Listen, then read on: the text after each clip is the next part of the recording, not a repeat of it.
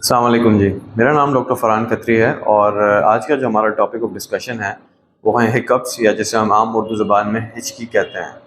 तो आज हम आपको जो है हिचकियों के बारे में कुछ इत्तला देंगे या उसके बारे में कुछ इन्फॉर्मेशन देंगे। तो सबसे पहले हम जो है डेफिनेशन ऑफ हिकअप्स के बारे में बात करते हैं। डेफिनेशन ऑफ हिकअप्स क्या है? डेफिनेशन ऑफ हिकअप्स ये है, वो क्या है, मैकेनिज़्म ये होता है हिकअप्स का कि इसमें जो है सीना और पेट के दरमियान में एक मसल होता है जिसको हम डायफ्राम कहते हैं। उस डायफ्राम का काम ये होता है कि वो आपकी ब्रीदिंग में हेल्प करता है। तो किसी भी वजह से अगर उस डायफ्राम की जो इरिटेशन हो और उस इरिटेशन की वजह से वो डायफ्राम जो है वो स्पैज़म में आ जाए या वो कॉन्ट्रैक्ट करना शुरू कर दे और वो इनवॉलंटरी कॉन्ट्रैक्ट हो, जो कॉन्ट्रैक्शंस हों जो आपके कंट्रोल में ना हो, तो उसको जो है उसकी वजह से हिकअप्स प्रोड्यूस होती हैं। तो होता यह है कि वो मसल जो है डायफ्राम वो कॉन्ट्रैक्ट करता है और उसकी वजह से उसके रिस्पॉन्स में जो है वोकल कॉर्ड्स जो होती हैं वो बंद हो जाती हैं ज़ोर से, और जो हिक का जो साउंड आती है वो वोकल कॉर्ड्स बंद होने की वजह से आती हैं। तो basically it's a combination of के डायफ्राम के मसल जो है उसका स्पैज़म में आना और वोकल कॉर्ड का हिक करके बंद कर देना ताकि ज़्यादा एयर अंदर ना जा सके। तो इस प्रोसेस की वजह से जो है ये कहलाता है, हिकअप्स कहलाते हैं ये प्रोसेस। वैसे आम तौर पे देखा जाए तो हिकअप्स बहुत कॉमन हैं और अक्सर रहते हैं, जैसे कुछ घंटे या कुछ एक आध दिन रहते हैं और उसके बाद जो खुद से ख़त्म हो जाते हैं। कुछ लोगों में जो है या कुछ बीमारियां ऐसी होती हैं जिनकी वजह से जो है ये लॉन्ग टर्म भी हो सकते हैं। तो वो जो कंडीशन है वो थोड़ी सीरियस होती है, तो उसको जो है वो आपको कंसिडरेशन में लाना पड़ता है कि उसके लिए क्या करना है। तो अब हम डिस्कस करते हैं कि इसके कॉजेज़ ऑफ हिकअप्स के हिकअप्स की वजूहात क्या हैं। तो इसकी वजूहात को हम डिवाइड करते हैं कि ऐसी वजूहात जिनमें हिकअप्स जो है वो 48 आवर्स के अंदर अंदर ख़त्म हो जाती हैं, और ऐसी वजूहात जिनमें हिकअप्स जो है वो 48 आवर्स के बाद तक जारी रहती हैं। ठीक है, तो जो कॉमन हिकअप्स होते हैं वो यूजुअली 48 आवर्स के अंदर अंदर ख़त्म हो जाते हैं, और उसकी कॉजेज़ जो हैं वो ये हैं। सबसे पहली कॉज तो ये है कि आपने जो है इसमें जो है कार्बोनेटेड ड्रिंक्स जब आप पीते हैं, ये जब आप पीते हैं तो उसकी वजह से हिकअप्स डेवलप हो सकते हैं। वो लोग जो एक्सेसिव अल्कोहल इंटेक करते हैं उनमें हिकअप्स डेवलप हो जाता है।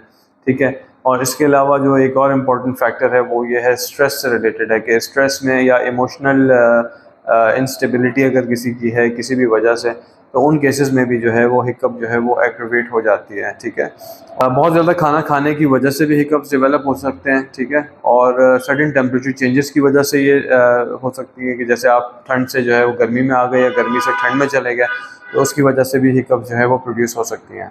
अब हम बात करते हैं उन कॉजेज़ की कि जिनकी वजह से जो हिकअप्स हैं वो मोर देन 48 आवर्स के लिए जो है वो रह सकती हैं, और ये कॉजेज़ थोड़ी सी जो है वो सीरियस होती हैं और जिनको आपको एड्रेस करना बहुत ज़रूरी होता है।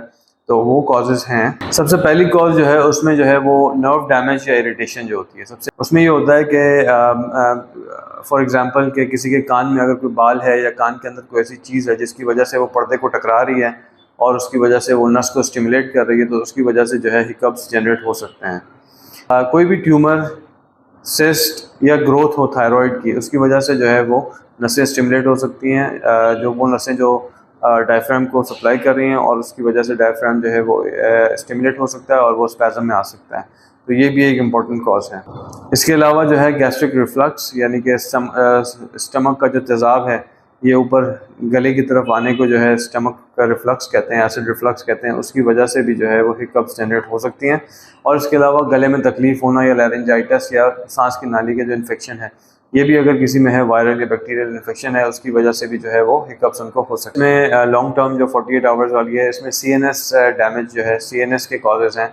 आपका जो सेंट्रल नर्वस सिस्टम है जिसमें ब्रेन और स्पाइनल कॉर्ड इंक्लूडेड है, इसमें इंपॉर्टेंट ये है कि ब्रेन का जो है कोई भी इन्फेक्शन हो, जैसे इन्फ्लेमेशन हो ब्रेन की, जैसे इनकेफेलाइटिस होती है, इन्फ्लेमेशन ऑफ ब्रेन कहलाता है, वो किसी पेशेंट में है तो उनको हिकअप्स हो सकते हैं। या ब्रेन के ऊपर कुछ कवरिंग्स होती हैं जिनको मेनिंजेस बोलते हैं, उन मेनिंजेस का इन्फेक्शन हो जिसको हम आम मेडिकल टर्मिनोलॉजी में मेनिंजाइटिस कहते हैं, ऐसे लोगों में भी जो है वो हिकअप्स हो सकते हैं। इसके अलावा जो न्यूरोलॉजिकल कॉजेज़ हैं उसमें जो है मल्टीपल स्क्लेरोसिस एक बीमारी है जिसमें जो है वो ब्रेन का टिश्यू हार्ड हो जाता है और उसकी वजह से सिम्टम्स होते हैं, उनमें हिकअप्स हो सकता है।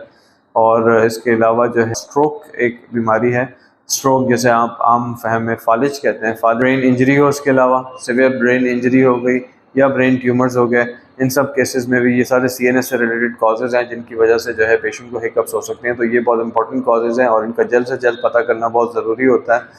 तो ऐसे लोग जिनके 48 आवर्स से ज़्यादा हिकअप्स हैं तो वो डेफिनेटली उनको इन्वेस्टिगेशंस की ज़रूरत होती है। कॉजेज़ की बात करते हैं मोर देन 48 आवर्स, उसमें मेटाबॉलिक कॉजेज़ आ जाते हैं। मेटाबॉलिक कॉजेज़ में जो है कोई भी ऐसी जो बीमारी हो जिसमें मेटाबॉलिज्म बॉडी का डिस्टर्ब हो रहा हो, फॉर एग्जांपल डायबिटीज़ हो गया, डायबिटीज़ की वजह से जो है शुगर का मेटाबॉलिज्म ऊपर नीचे होता है, उसकी वजह से भी हिकअप्स हो सकती हैं। या फिर जो है कोई किडनी की डिजीज़ हो जाएँ।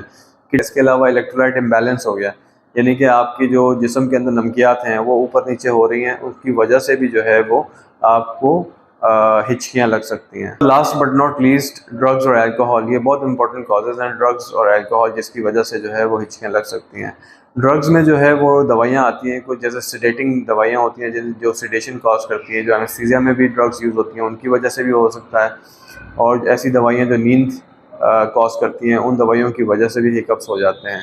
और ऐसे लोग जिनको अल्कोहल बहुत ज़्यादा पीने की जो है वो बहुत ज़्यादा अल्कोहल पीते हैं, उसकी वजह से जो है अल्कोहल इटसेल्फ जो है वो हिकअप्स कॉज करता है। एक और दवाई जो हिकअप्स कॉज करती है उसमें स्टेरॉइड्स आते हैं। स्टेरॉइड्स अगर यूज़ किए जाएँ तो उसकी वजह से भी हिकअप्स हो सकते हैं।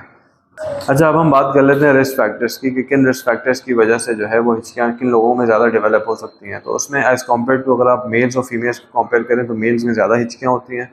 इसके अलावा जो है उन लोगों में जिन लोगों में स्ट्रेस लेने की ज़्यादा एबिलिटी या कैपेबिलिटी होती है, उन लोगों में जो है वो हिचकियाँ बहुत ज़्यादा लगती हैं। उसके अलावा तीसरी जो रिस्क फैक्टर है उसमें सर्जरी आ जाता है।